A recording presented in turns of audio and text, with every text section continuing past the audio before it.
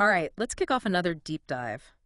Today, we're tackling the fight for women's suffrage. Uh, In the late 19th and early 20th centuries, our main source, a fascinating episode from the American History Tellers podcast. Excellent choice.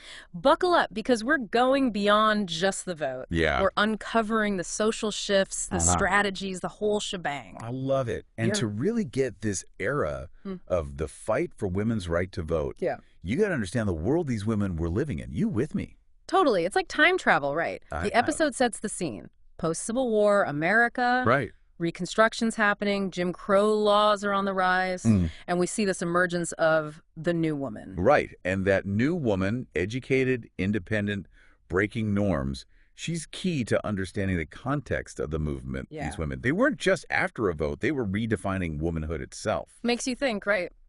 Did this changing landscape help or hinder the movement? Were these new women seen as like pioneers or a threat? Honestly, a bit of both, right? Yeah. It gave him a platform, but also fueled anxieties among those who saw the movement as too radical. And then 1890 rolls around, and the two major suffrage organizations, they merge Right. to form the National American Woman Suffrage Association, NASHA for short. So on the surface, that's a power move. But you mentioned all these changes happening. Yeah. Was this merger really unity or something different? It's fascinating, right? It was about consolidating, Sure. but it also aligned with this generational shift within the movement. Really? Elizabeth Cady Stanton, a giant of early suffrage, she starts taking a step back. Oh, wow. You know, her solitude of self-speech from around this time, it's powerful. She talks about women's right to self-reliance, even when society pushes back. Oh, yeah. Did her vision resonate with these new Nazi leaders? Stanton's focus on self-sufficiency, definitely influential, Uh-huh. but figures like Carrie Chapman Catt, who rose up in this era, more pragmatic. For her, winning suffrage was less about like big ideals and more about solid political strategy. And that leads us to her 1893 campaign in Colorado, Right. a turning point, as the episode highlights. Colorado becomes the first state to grant women's suffrage through a popular vote. Yeah. What was her secret sauce? Catt, she was brilliant at adapting. She knew to win over voters, men especially, the movement couldn't be seen as radical. Gotcha. So she moved away from like the temperance movement, which some men saw as a threat to their freedom, and she focused on framing suffrage as beneficial to everyone. Clever. Calculated, but it worked. So pragmatism over pure ideals. History loves that, doesn't it? But did it cost them anything? Every social movement grapples with that, and this tension, pragmatism versus ideals, it gets even tougher when NASA adopts that Southern strategy. Right, the episode dives into that. It's a complicated chapter, to say the least. Appealing to white voters in the South by, well, playing on racist fears of the time. It was a way to offset the growing power of black men during Reconstruction. Right. It's tough to face. But even in the fight for equality, really flawed and harmful tactics can be used. True. And to understand this era, we have to acknowledge the voices that were pushed aside within the movement. The episode mentions black women's clubs becoming their own force. Yes. Figures like Ida B. Wells, they knew that fighting for women's suffrage meant fighting racism too. Right. They refused to be silenced by NASA's strategy. Yeah. Created their own spaces to advocate for both racial and gender equality. Wow. Even within a movement with a common goal, these divisions come through. Yeah. Were these black women's clubs seen as a threat to NASA, or did they operate separately, like ships passing in the night? That's a great question. Right. And the answer, like most things in history, is complicated. Okay. Sometimes they collaborated, sometimes deep divides and distrust. And while NASA was busy with their political chess game, another storm was brewing across the Atlantic. The British suffragettes. Exactly. The episode paints them as anything but quiet, disrupting parliament, massive demonstrations, even going on hunger strikes in prison. Whoa. They were on another level compared to their American counterparts. And their militancy, however controversial, made the world pay attention. For one American activist, Alice Paul, Yeah. her time with the British suffragettes, Yeah. radicalizing, Wow. planting the seeds for a more confrontational approach back in the U.S. It feels like everything's shifting. A new generation of activists inspired by the British, growing frustration with the slow pace, and divisions within the movement itself. It's a recipe for something big. You got that right. That's something big. It's going to shake the whole foundation of the American suffrage movement. It's like the movement was going through its own reconstruction. Right. And when we talk about reconstruction, we can't forget the context of that Southern strategy. Yeah. How NASA's decisions reflected and reacted to what was going on. Makes you think about the weight of those choices. Definitely. Appealing to racist fears in the South, knowing it would alienate Black women fighting for the same cause, had to create some serious tension within the movement. Absolutely.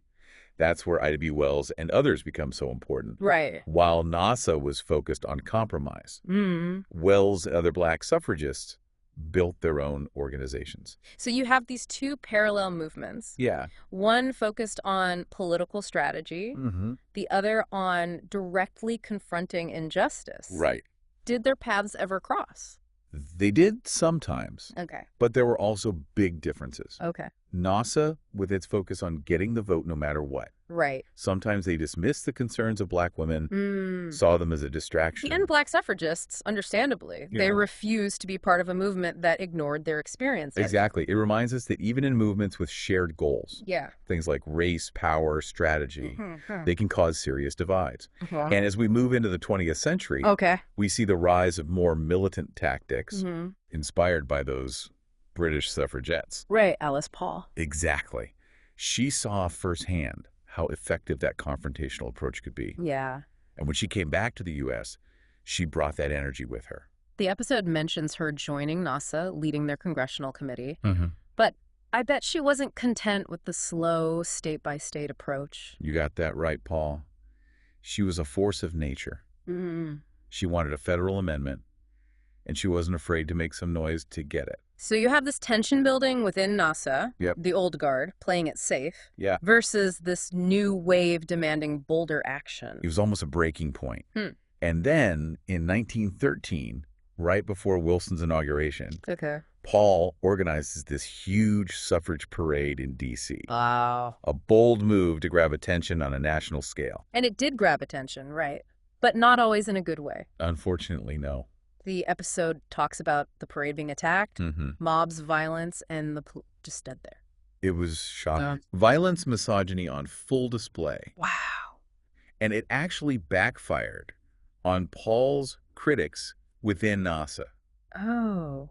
Public outcry over the attacks, those images of women being beaten for wanting the right to vote. It brought more attention and sympathy to the movement. So a setback became an opportunity. You could say that.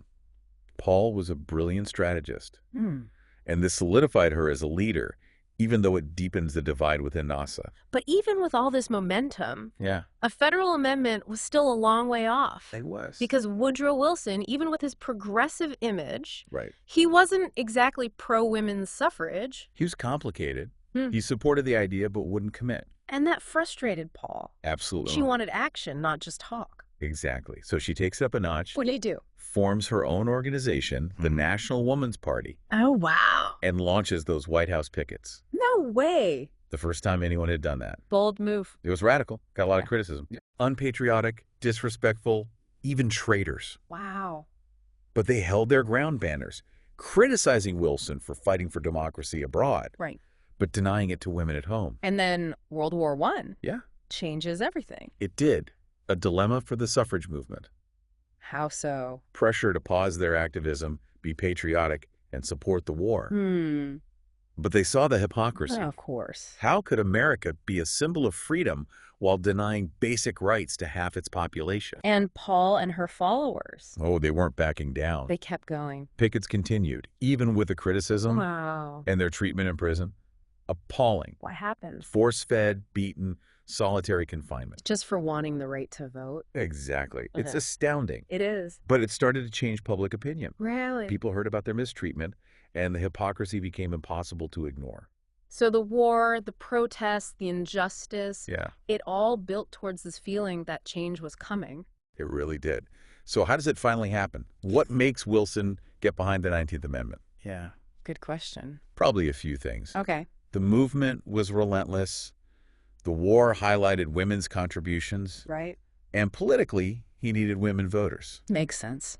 So 1918, he finally endorses the amendment. Victory. But it wasn't over yet, right? Nope. Amendments are a long process. Of course. Even with Wilson's support, it still needed ratification by 3/4 of the states. That's a lot of states. It was. And the South was a big obstacle. Because of the Southern strategy. Exactly. It all came down to a state-by-state fight. Wow. The fate of women's suffrage in America. I know, right? Hanging in the balance. And it went down to the wire. Really? August 1920, Tennessee becomes the deciding state. Oh, wow. The 36th needed to ratify. That vote must have been intense. It was. Super close. No way. Came down to one young representative. Really? He changed his vote at the last minute. What happened? His mother wrote him a letter. Told him to be a good boy and vote for suffrage. You're kidding. Nope. A mother's plea changed history. That's amazing. These personal stories. I know, right? They make history come alive. They do. And on August 26, 1920, the 19th Amendment is official. Wow. Women finally have the right to vote across the United States. After all that. Decades of activism, strategy, sacrifice. It's hard to imagine what that moment must have felt like. I know. Generations of women fought for this, faced setbacks, ridicule, risk. It's powerful. It shows the power of persistence. Yeah. Never giving up, even when it seems impossible. But it's also a story of those complexities. Absolutely. The compromises, the silenced voices, Yeah. and that shadow of racism. It's all part of the story. So as we celebrate this victory, we have to acknowledge the full picture. Right. Good and the bad, the unity and the division. Exactly. To understand this movement's legacy, we need to look at all of it. The nuances, the imperfections. It's all part of the ongoing struggle for equality. It's amazing how much depth we've uncovered, right? We've gone way beyond the basic suffrage story. It's fascinating, isn't it? It really is. It wasn't just about the vote. Right. It was about, like, challenging society, wrestling with race and class, and all against this backdrop of changing American politics. Exactly. It makes you wonder, those compromises, especially the Southern strategy, did they hurt the fight for equality in the long run? Like, are we still dealing with the fallout today? It's a question that stays with you. The suffrage movement, with all its victories, was a product of its time, shaped by prejudice, power dynamics, all of it. Right. So to really understand its legacy, Yeah. we have to look at the progress and the injustices Yeah. together. It's like those ripples, right? Spreading out from a single point, Exactly. even a century later. And it makes me think about the leaders, Yeah. Stanton, Catt, Paul, each with their own vision. Could the movement have succeeded without them? Interesting question. It's hard to imagine it unfolding the same way. Yeah. They each challenged the norm, pushed those boundaries, Right. and their clashes, their disagreements. Yeah. Those were part of how social change happens. It's messy. Right. And speaking of different viewpoints, I keep thinking about the Black suffragists. Absolutely. The episode touched on their struggles, but I need to know more.